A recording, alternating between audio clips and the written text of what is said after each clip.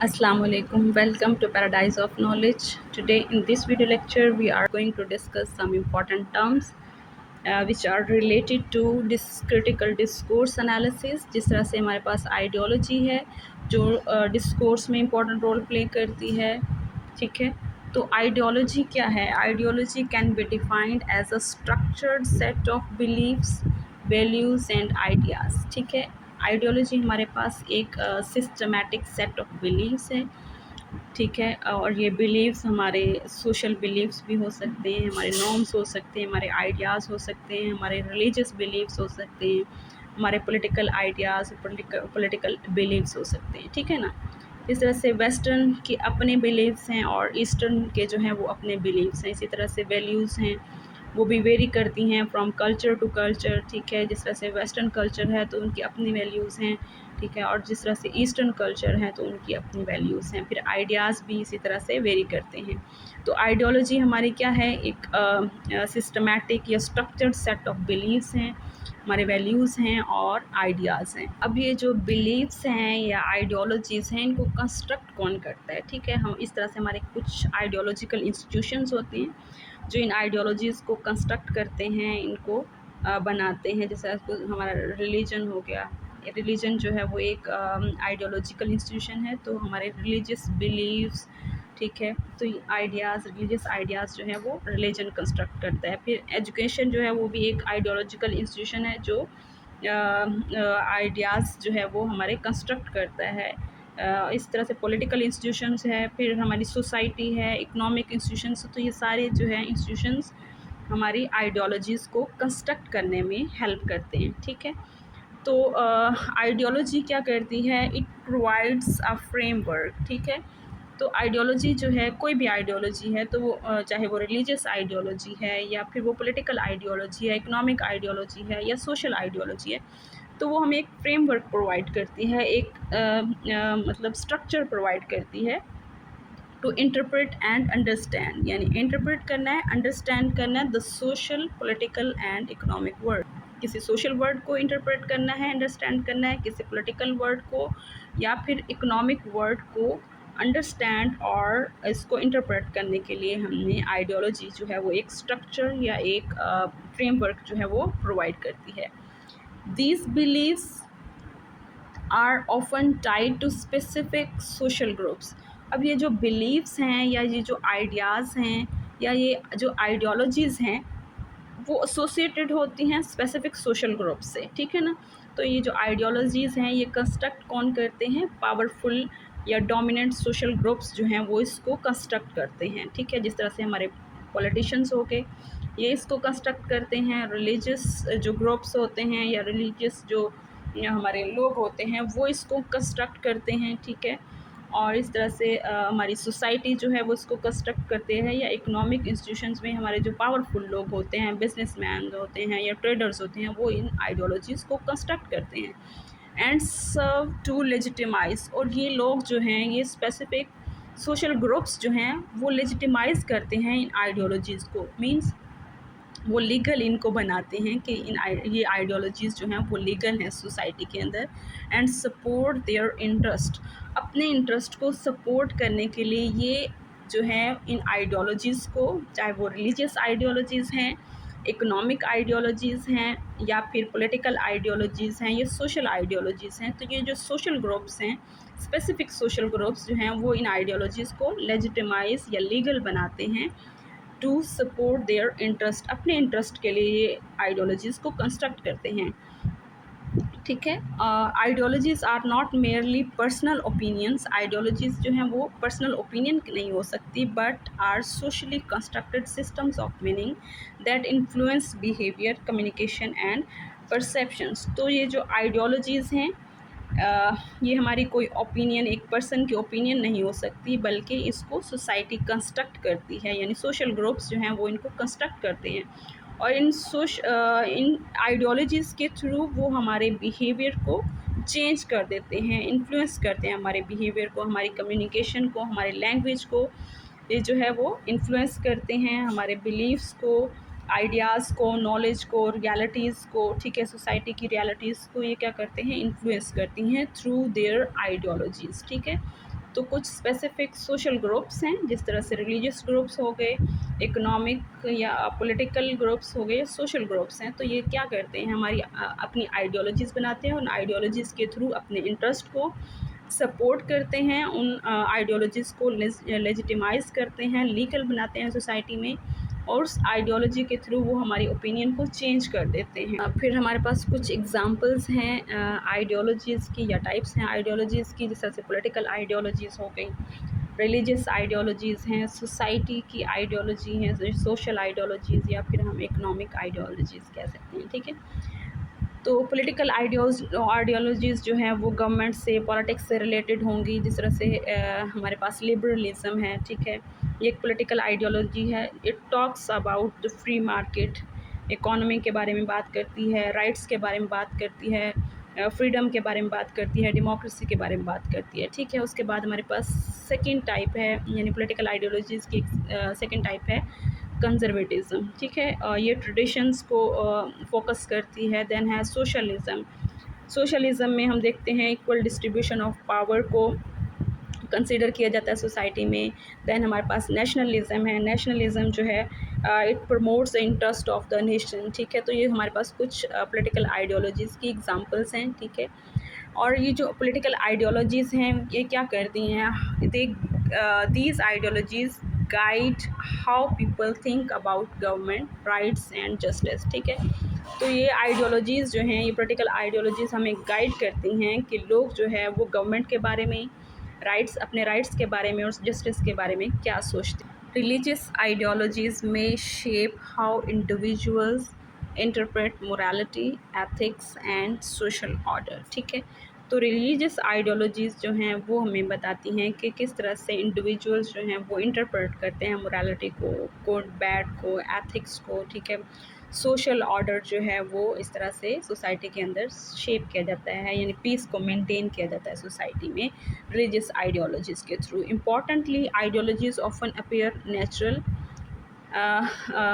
or self-evident because they are reinforced through repeated use in media, education, religion, and everyday instruction. So these ideologies are reinforced through repeated use in media, यानी media के through इनको reinforce किया जाता है society में। Education, यानी educational institute जो है इसको रीइंफोर्स करते हैं, रिलीजियस इंस्टीट्यूशन इसको रीइंफोर्स करते हैं, एवरीडे इंटरेक्शन जो है उसके थ्रू, यानी फैमिली जो है वो इसको रीइंफोर्स करती है इन आइडियोलॉजीज़ को। ठीक है, तो इस प्रोसेस को हम नेचुरलाइजेशन कहते हैं, जब ये आइडियोलॉजीज़ जो हैं या आइडियोलॉजिकल आइडियाज़ जो हैं सोसाइटी में एक्सेप्टेड होते हैं, यानी सोसाइटी जो है वो उसको एक्सेप्ट करती है, उसको क्वेश्चन नहीं करती।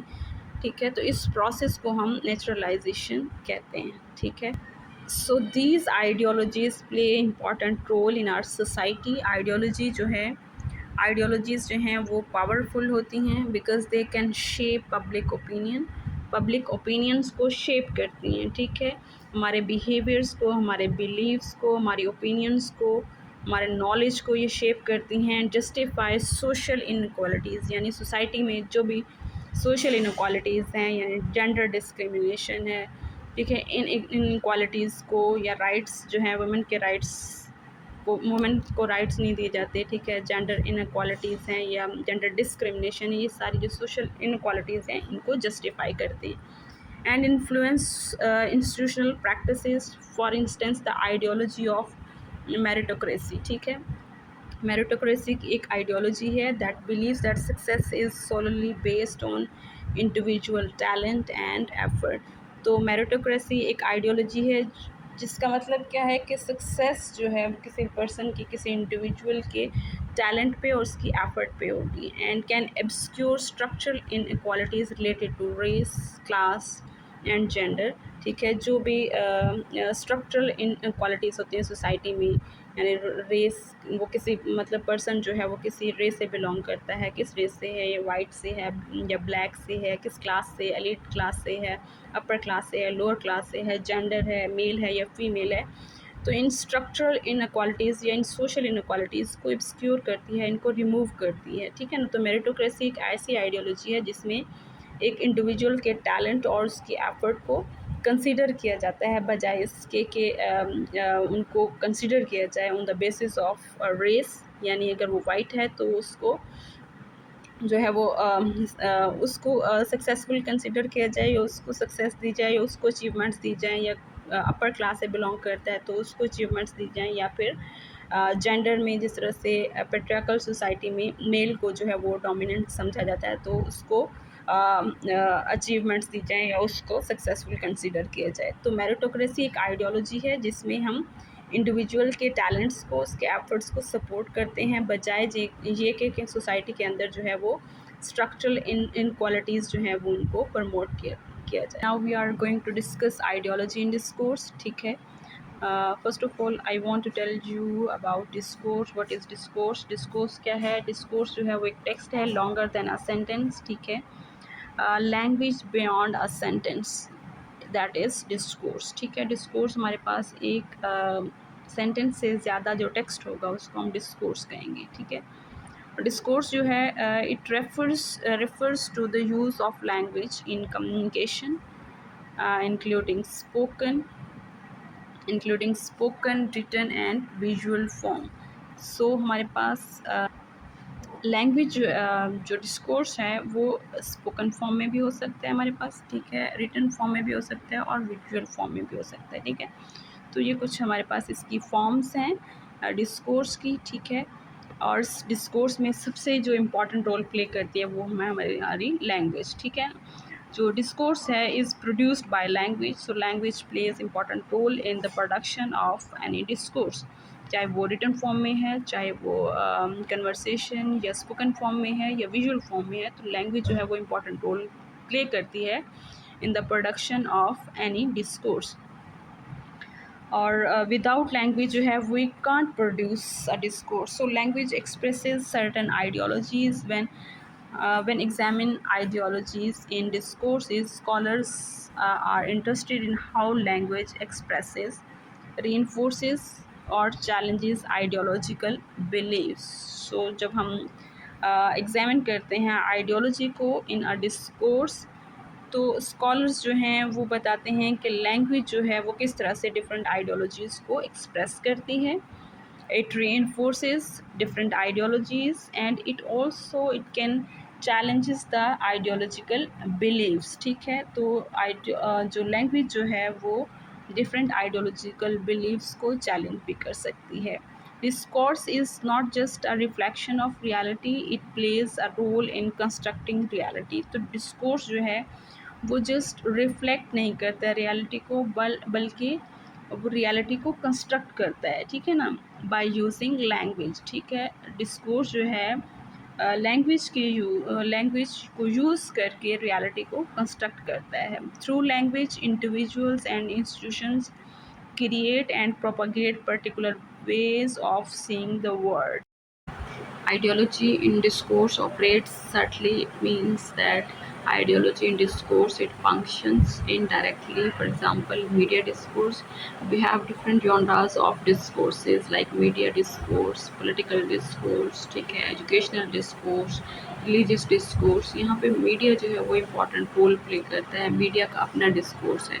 Media discourse can frame events and people in ways that reflect ideological position, ठीक है। मीडिया जो है, मीडिया डिस्कोर्स में हम देखते हैं कि मीडिया जो है वो कंट्रोल करता है, वो फ्रेम करता है इवेंट्स को, वो कंट्रोल करता है लोगों के माइंड को, टॉक शोज़ के ज़रिए से, न्यूज़ के ज़रिए से, ड्रामास और मूवीज़ के ज़रिए से वो किस तरह से लोगों के माइंड को कंट्रोल करता है और अपनी जो आइडियोलॉजीज़ हैं उनको प्रिवेल करता है, उनको इनकलकेट करता है। Calling a protest a riot instead of a demonstration carries different ideological connotations. One implies chaos and criminality while the other suggests organized civic action। जिस तरह से अब लैंग्वेज जो है वो इम्पोर्टेंट रोल प्ले करती है किसी भी डिस्कोर्स में, किसी भी आइडियोलॉजी को इनकलकेट करने में, डिस्कोर्स में किसी आइडियोलॉजी को इनकलकेट करने में बड़ा अहम रोल जो है वो प्ले करती है। जिस तरह से वो वर्ड चॉइसेस यूज़ किए गए हैं कि एक प्रोटेस्ट हो रहा है तो प्रोटेस्ट के लिए आप वर्ड यूज़ करते हैं रियॉट, वर्ड यूज़ करेंगे तो वो वायलेंस और क्रिमिनलिटी को, क्योस को, डिस्ट्रक्शन को शो करेगा। डेमोन्स्ट्रेशन का वर्ड आप प्रोटेस्ट के लिए यूज़ करेंगे तो वो जो है वो डिफरेंट मीनिंग प्रोवाइड करेगा, ठीक है, यानी जो है वो पीसफुल प्रोटेस्ट को शो करेगा। तो इसी तरह से मीडिया जो है वो इम्पॉर्टेंट रोल प्ले करता है। मीडिया डिस्कोर्सेस जो हैं वो किस तरह से लोगों के माइंड को कंट्रोल करते हैं, लोगों के माइंड को कंट्रोल करते हैं, और वर्ड्स इस तरह के यूज़ किए जाते हैं, इस तरह की लैंग्वेज यूज़ की जाती है कि वो जिस पार्टी के, यानी जिस तरह से पॉलिटिकल पार्टीज़ हैं तो वो किस पार्टी के फेवर में, किसी पार्टी के फेवर या उसके अगेंस्ट जो है वो इस तरह के वर्ड्स यूज़ करके लोगों की फेवर लेते हैं। फिर हमारे पास है पॉलिटिकल डिस्कोर्स। पॉलिटिकल डिस्कोर्स में आप वर्ड देखते हैं वेलफेयर, डिपेंडेंसी और tax relief are not neutral, they reflect ideological assumptions about the role of the state and the responsibilities of citizen। तो पॉलिटिकल डिस्कोर्स है तो उससे रिलेटेड टर्म्स जो हैं वो इस तरह से यूज़ हुई हैं, welfare, dependency and tax relief. In words को देख के ही हमें पता चलता है कि ये वर्ड्स जो हैं वो पॉलिटिक्स से रिलेटेड हैं, ठीक है। तो ये जो है वो किस तरह की आइडियोलॉजी जो है वो शो करते हैं, रिप्रेजेंट करते हैं। तो इसमें हम देखते हैं role of the state and the responsibilities of the citizens, यानी ये जो वर्ड्स यूज़ किए हैं टैक्स रिलीफ और वेलफेयर, डिपेंडेंसी, ये जो है वो न्यूट्रल नहीं है, बल्कि हमें कोई आइडियोलॉजिकल असम्पशंस देते हैं about the role of the state and the responsibilities of the citizens. यानी वेलफेयर डिपेंडेंसी कैसे होगी कि जब स्टेट अपना रोल प्ले करेगी और सिटीजन्स जो हैं वो अपनी रिस्पॉन्सिबिलिटीज़ को शो करेंगे, और स्टेट जो है या गवर्नमेंट जो है वो रिलीफ देगी अपने सिटीजन्स को।